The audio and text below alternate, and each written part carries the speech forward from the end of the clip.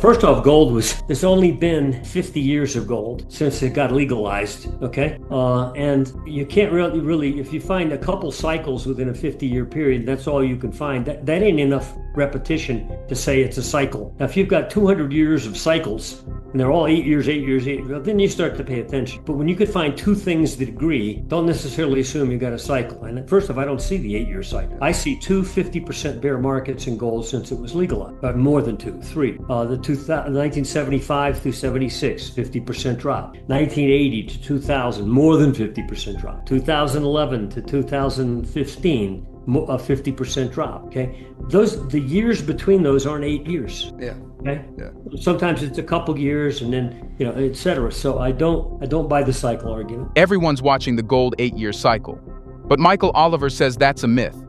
In part 2, he dismantles long-term cycle theories and reveals why momentum, not history, is the signal smart investors are watching. As central banks quietly rewrite the rules, he exposes the real triggers driving gold, silver, and the markets. What he says next flips the script, and most investors won't see it coming. I really don't buy that much with any market, frankly. Even the grains, I don't. Used to be grain cycles were important. It makes some sense, right? Crops, weather, etc. Yeah. But now it's such a worldwide thing. It's become worldwide. The weather's different all over. Anyway, so I don't buy cycles. Sorry. Okay. And gut pain, they come in and they print, they expand the money supply, they lower interest rates beyond reality, and they create monetary stimulus and therefore further sharp degradation in the money unit you use to measure your assets. So the gold price will continue to move inversely to the degradation in the money units. And we see these other factors we've been talking about, like a bond market in jeopardy, government bonds in particular, not mortgages this time, and the stock market bubble, especially here, as being factors that will spark a central bank into panic mode. Now, remember, even if Powell tries to stay tough, and he's going to find it very tough to stay the way he is between now and when he leaves in January, because a lot of shit's going to happen between now and then. It's going to force his hand. Otherwise, the public will be marching outside the Federal Reserve building. So gold knows that. Gold knows what central banks do, and that's why it lives. So if we have another downside in these other assets, your guest, your subscriber mentioned, that will further impact the central bank into doing exactly what benefits gold, namely degrade the money unit rapidly. So that's why if you go back and look at the 70s or look at these bear markets that occurred in the stock market, gold went up during those times. There's like a few exceptions of a month here and there where it went down with the stocks. But generally, it goes opposite to the stock market in bear trends. Why? Because the central bank is going berserk during that time. This time, even more so. We'll have to. So I think gold knows that. So I think the drop in those categories is bullish for gold. The reality will force the buying, and I don't care if it's central banks or not. They don't control markets, frankly. If they did, we wouldn't have boom-bust cycles. Okay, all right. And it's not just oil coming up from the hole. The oil got bashed down real hard in that April stock market drop, whereas the Bloomberg did not go down and make new lows. Most commodities did not. Only oil pierced through its pricing. If you could throw up a oil chart there, we could look at that. You see back in 2008, we got the 140.50. Then in the 2022 run up, we got the 130. Okay. Yeah. Now, that peak was like a month after the war in Ukraine started. Okay. So it went up because of the Ukraine thing. No, it didn't. It was already up there. Okay. 90% of the move had already occurred, and you topped shortly after that war commenced, okay, in February, late February 2022. Then oil collapsed, just like the Bloomberg. It pulled back sharply, and you spent like a year or two sideways there with repeated lows in the mid-60s. Yeah. 65, 65, 65, 65. You blew through it in April. That's a price chart breakout. Okay, remember that gold chart we looked at a while ago where I showed the breakout in 2022 where you blew through a floor? Yeah, okay. yeah.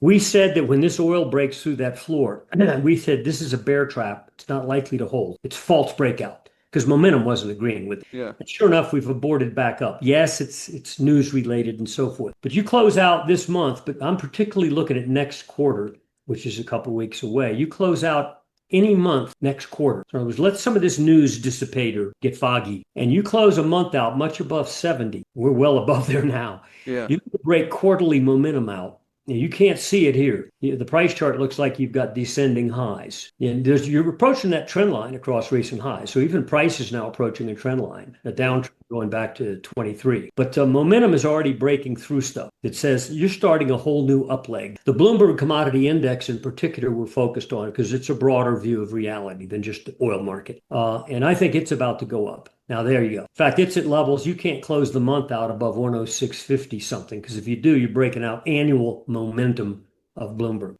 Got a basing process here for a couple of years. Yeah. Just nothing. It's a non-event. Yeah. And if you close over 106.50 and change, we're going to break annual momentum out and says, I'm going again. Another leg. It won't just be oil. Okay. Now, the question about the miners and oil. Yes, oil is a cost factor in mining production, but it's still low compared to highs we've seen over the last 5-10 years. And two, first off, this thing with Iran is not that big of a deal anyway. Iran only produces like 1 point something% of the world oil supply. Okay, so it's not that big of a deal.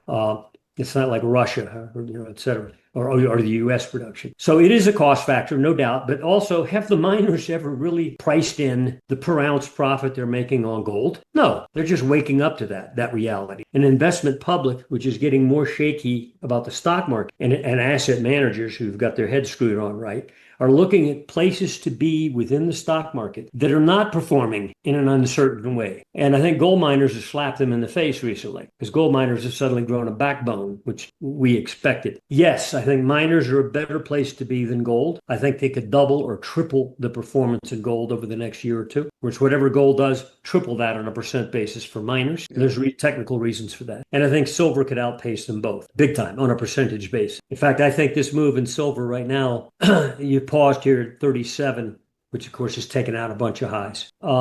Yeah, you can see the distribution highs up there at 35, 35, 35. Yeah. You don't ultimately top that way. You might pause there, but you don't top. You generally spike when you make a major high. You go back to the 2011 high; it was gaseous. Right. You didn't. Once you made that high, you collapsed. You never get back to the high again. I mean, you collapsed the first few months off the high, came back, but you could never get back to the high. Yeah. And it was gaseous. It was hardly even a high. The reality up there above the mid 45 level or something, it was temporary.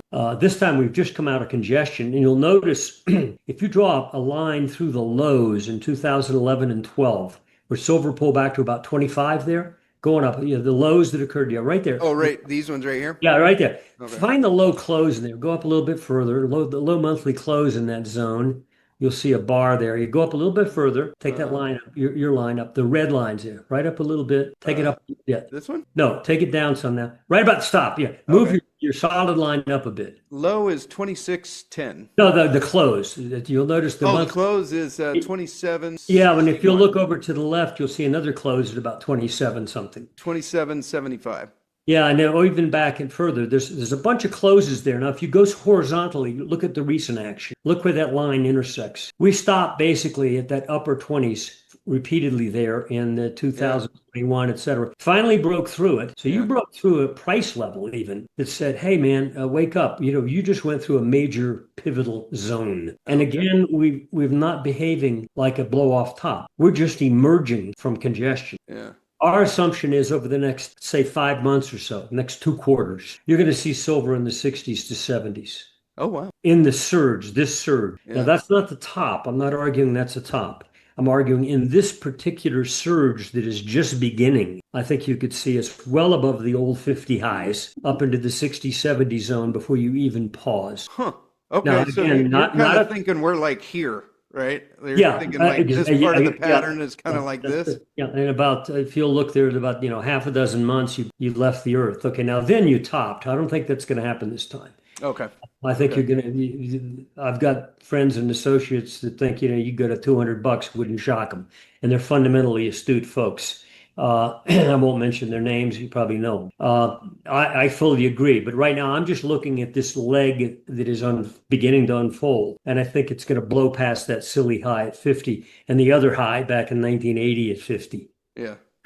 Which is, they're sucker highs. They're ridiculous. Yeah. In real dollar terms, we'd have to be probably $200 or $300 just to match those highs. Yeah. In a real dollar value. There's been a lot of printing since then. Yeah, I think so.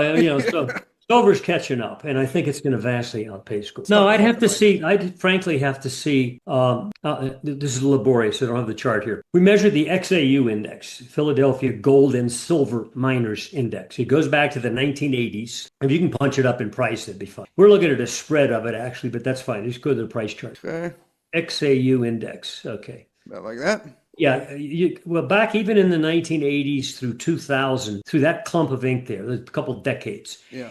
If you divided the price of XAU into the ounce of gold, you would see that the price of XAU was at 17.5% to 35% the price of gold. So while price oscillated there, if you did it as a spread, you got it. Okay. Wow. You got it. You nailed it. Okay. Johnny on the spot here. This is a spread chart. Okay, now this shows the monthly range of XAU expressed as a percent of the price of an ounce of gold. You'll see that from 1984 through 2004, 20 years, it basically lived in a range either side of about 25%. Yeah. Got up to 35 one time, multiple times up near 33, and it made a bunch of lows there at about 17.5.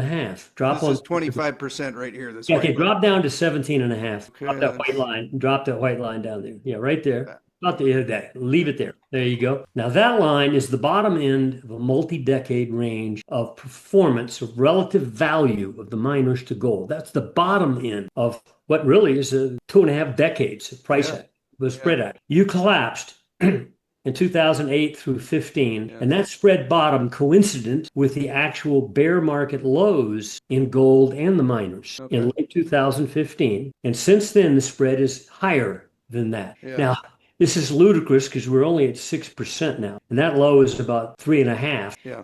But that means that actually the miners are at a higher level now than they were 10 years ago. So if you hit the bear low in gold in 2015, or let's say in February 16 when we said go long, if you'd have bought miners instead, you're actually doing better than if you bought gold. Hard to believe. Because price doesn't look like it, but the spread says no, you've actually gained some ground. Now, forget that. You're still at historically low levels. Yeah. This is like free. Are you going to go to zero? Okay. If you saw a price chart that looked like this, you'd say, well, it's either going to zero and go bankrupt, okay, the company, or it's the bottom.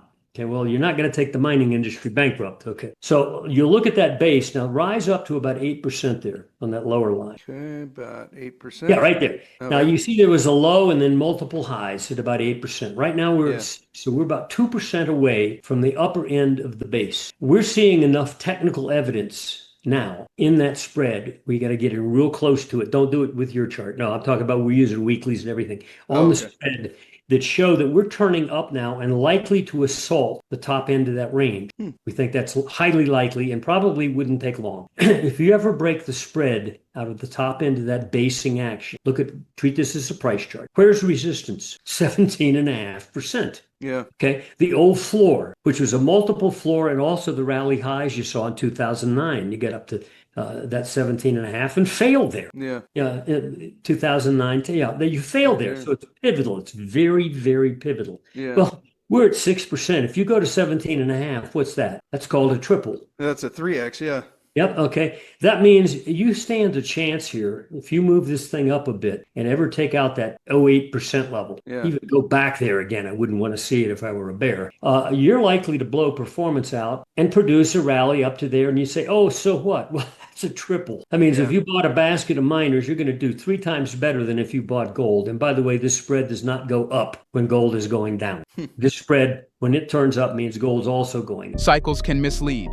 Predictions can fail. But momentum, that doesn't lie.